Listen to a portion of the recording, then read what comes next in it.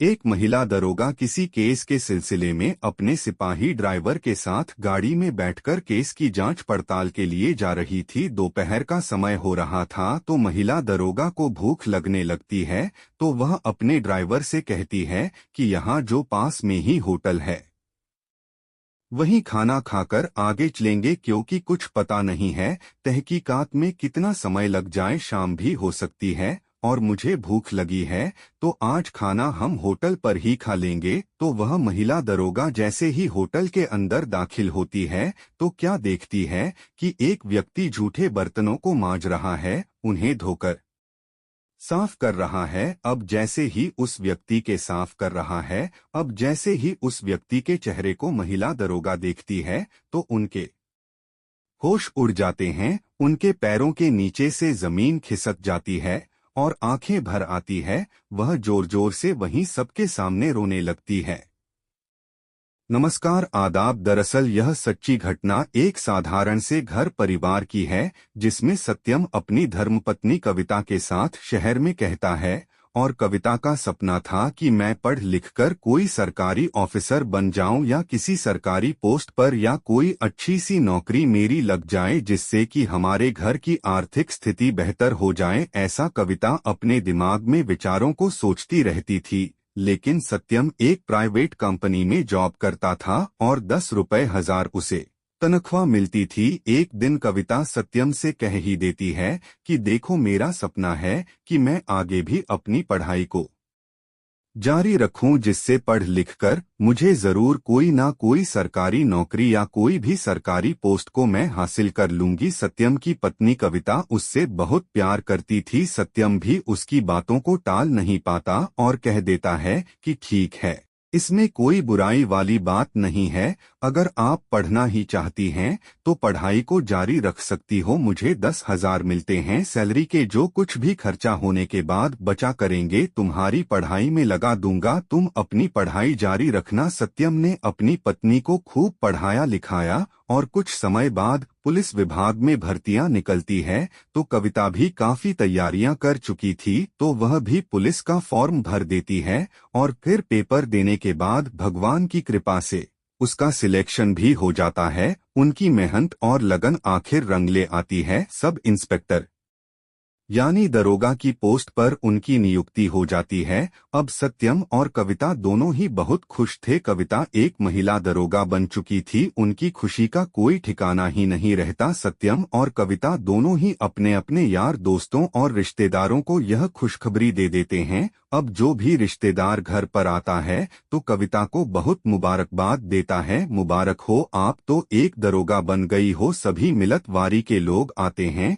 तो कविता को ही बधाई देते हैं कि बधाई हो, आपको सरकारी नौकरी मिल गई है। सत्यम के भी जितने यार दोस्त रिश्तेदार, यहाँ तक कि पुलिस विभाग से भी बड़े बड़े ऑफिसर उन्हें घर पर ही मुबारकबाद देने के लिए आते हैं। तो सत्यम से पूछते हैं कि मैडम जी कहाँ है, तो सत्यम बता देता था कि मैडम अपने रूम में होगी या बैठक में ही बैठी हुई है। तो सभी लोग डायरेक्टली कविता के पास जाते हैं और उन्हें सैल्यूट करके हुए बधाई देते हैं। सत्यम को यह सब बातें बधाई देते हैं। सत्यम को यह सब बातें नागवार गुजरती है। वह सोचता है कि जो कोई भी व्यक्ति आता है वह सीधा पहले मेरी पत्नी के पास ही जाता है, उसी से मिलता है, उसी को मुबारकबाद देता है। हर व्यक्ति उसी की जय जयकार लगाए हुए हैं। मेरी तो कोई बात ही नहीं करता, ना मेरा कोई मान सम्मान करता है, मेरी इस घर में कोई इज्जत या वैल्यू ही नहीं है। इसका मतलब मैं अपनी पत्नी के सामने कुछ भी नहीं हूँ। अरे मैंने दिन रात मेहनत करके एक एक पैसा बचा करके सारा पैसा खर्च किया है,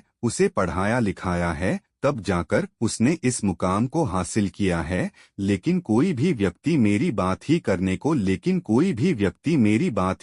को तैयार ही नहीं है।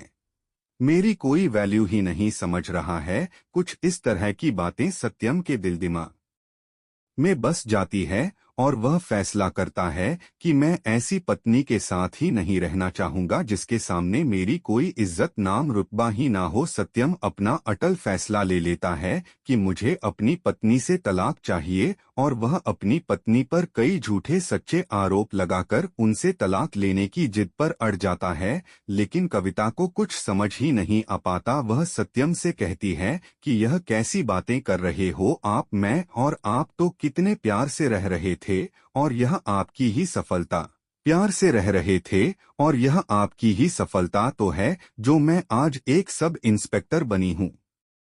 आप ही ने दिन रात मेहनत करके मुझे पढ़ाया लिखाया है और अब जब मैं एक कामयाब हो चुकी हूँ तो आप मुझे छोड़कर जाने की बात कर रहे हो, मुझसे तलाक लेने की बात कर रहे हो। सत्यम, मैं तुम्हारे बगैर नहीं रह सकती हूँ। कविता अपने पति के आगे हाथ जोड़कर खड़ी हो जाती है कि आप मुझसे तलाक मत लो, मैं आपसे बहुत प्यार करती हूँ और मैं आज जो कुछ भी हूँ सिर्फ आपकी ही बदौलत हूँ। दोस्तों, आपने सोशल मीडिया पर बहुत सी ऐसी घटनाएं देखी होंगी, ऐसी वीडियो देखी होंगी कि पत्नी को जब पति पढ़ाता है लिखाता है और जब पति पढ़ाता है लिखाता है और जब वह पत्नी किसी सरकारी पोस्ट पर नियुक्ति हो जाती है या कोई सरकारी टीचर या डीएम एसडीएम बन जाती है तो तब वह पत्नियां अपने पति को छोड़ने का फैसला कर लेती है, उनसे डिवोर्स लेने का विचार उनके दिमाग में बसा लेती है, क्योंकि वह यह सोचती है कि मैं एक सरकारी अधिकारी हूं और मेरा पति तो एक बेरोजगार मजदूर है, छोटी मोटी नौकरी करता है,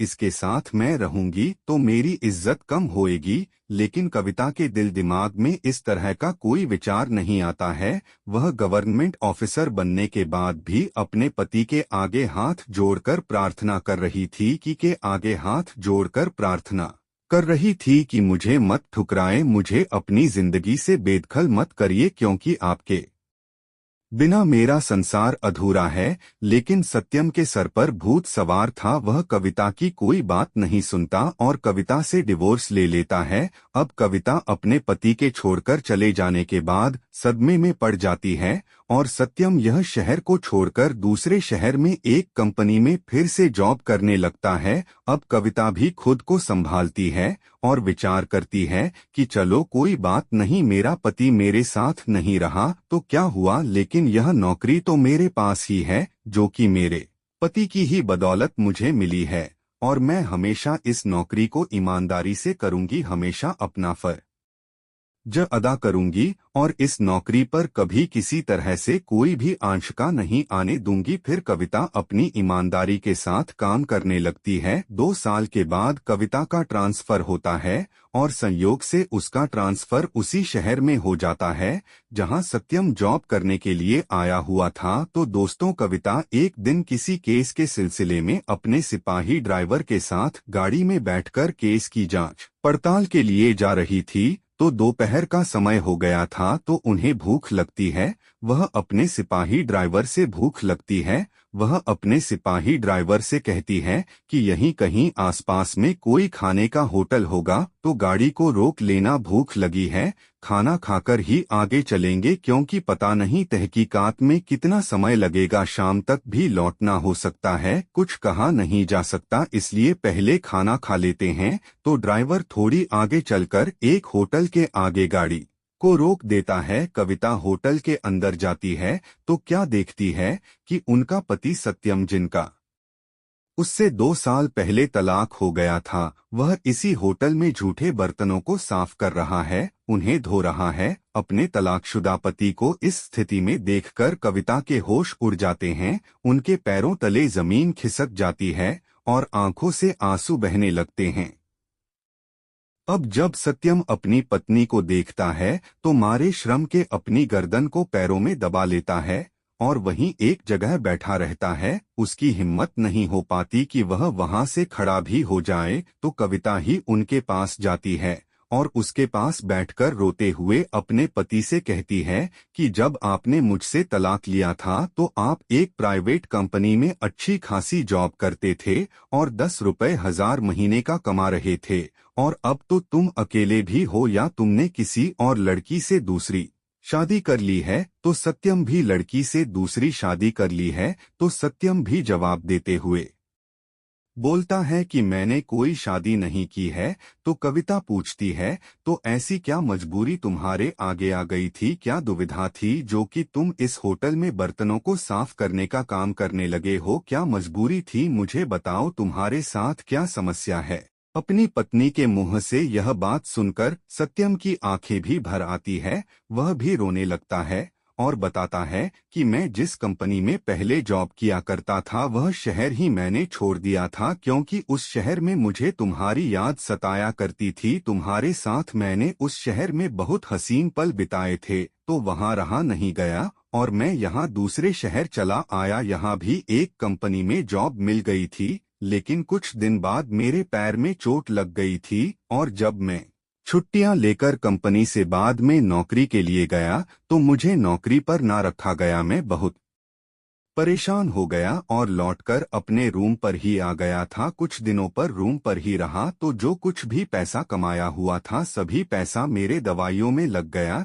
लेकिन उसके बाद मैं दर दर भटकता रहा, कहीं कोई नौकरी ना मिल पाई और एक एक पैसे के लिए मैं मजबूर हो गया। पेट भर खाना खाने के लिए भी पैसा नहीं बचा था, तो मैंने सोचा कि जिंदा रहने के लिए खाना तो खाना ही पड़ेगा और मुझे मजबूरी में इस होटल पर ही आना पड़ा। यहाँ आया तो मैनेजर से बात हुई। उन्होंने बताया कि यहाँ तो सभी कामों पर लड़के लगे हुए हैं, कोई काम अभी ऐसा नहीं है जो तुम कर सकते हो। हाँ, लेकिन एक काम है, अगर करना चाहो तो यहाँ झूठे बर्तनों को साफ करने वाला कोई नहीं है। अगर तुम यह काम कर सकते हो तो मैं तुम्हें अभी से नौकरी पर रख सकता हूँ। तो मैंने सोचा कोई बात नहीं, चलो फिलहाल बर्तन ही मांज लेते हैं। और तभी से मैं बर्तनों को साफ करके अपनी जिंदगी को गुजार रहा हूँ। और इतना कहकर वह फूट फूट कर रोने लगता है। तो कविता उससे कहती है कि कितना समझाया था मैंने तुम्हें कि तुम मुझसे तलाक मत लो, लेकिन तुमने मेरी एक ना सुनी और तुम तलाक लेकर ही माने। मगर मैं तुमसे दरोगा बनने से पहले भी इतना ही प्रेम करती थी जितना कि दरोगा बनने के बाद कर रही थी। तुमसे बिछड़ने के बाद मैं कई दिनों तक सदमे में पड़ी रही, लेकिन तुम एक बार भी मेरे पास लौटकर नहीं आए और न आज तक मुझसे संपर्क करने की कोशिश की। खैर, जो हो गया सो हो गया, यह सब छोड़ो। लेकिन मुझे एक बात आज तक समझ में नहीं आई कि तुमने मुझसे तलाक लिया क्यों था, क्या गलती थी मेरी जो मुझे इतनी बड़ी सजा तुमने दी? तो सत्यम बताता है कि जब तुम दरोगा बनी तो जो कोई भी तुमसे घर पर मिलने के लिए आता, तुम्हें बधाई देने के लिए आता, तो वह सिर्फ तुम्हें ही मान सम्मान देता था, तुम्हें ही मुबारकबाद देता। मुझे कोई कुछ समझ ही नहीं रहा था। यह सब देखकर मुझे बहुत शर्मिंदगी महसूस हो रही थी। यह बात सत्यम के मुंह से सुनकर कविता कहती है कि तुमने बहुत ही बड़ी गलती कर दी है, बहुत बड़ी तुमसे यह गलतफहमी है।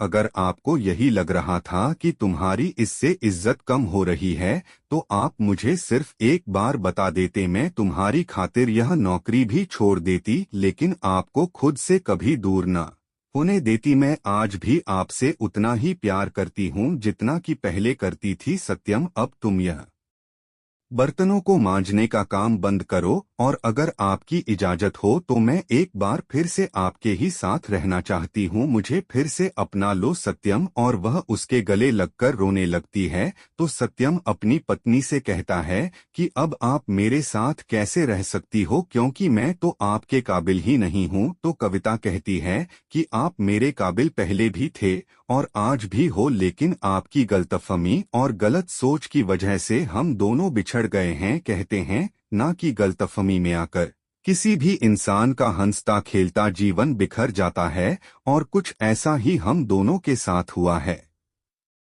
तुम्हारे दिल दिमाग में जो गलतफहमियां थी कि मेरी कोई इज्जत नहीं हो रही है, बस इसी कारण तुमने मुझसे तलाक लिया था, लेकिन ऐसा कुछ भी नहीं है।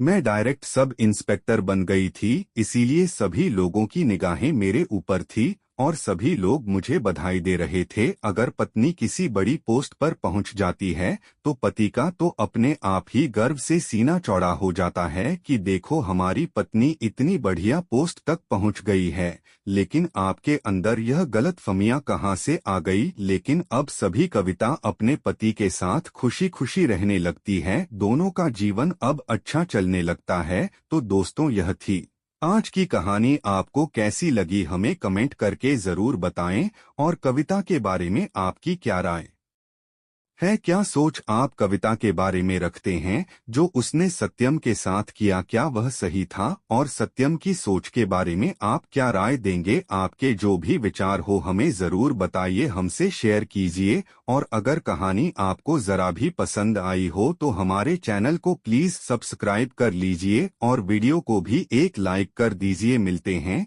एक नई कहानी के साथ, तब तक के लिए धन्यवाद। जय हिंद, जय भारत।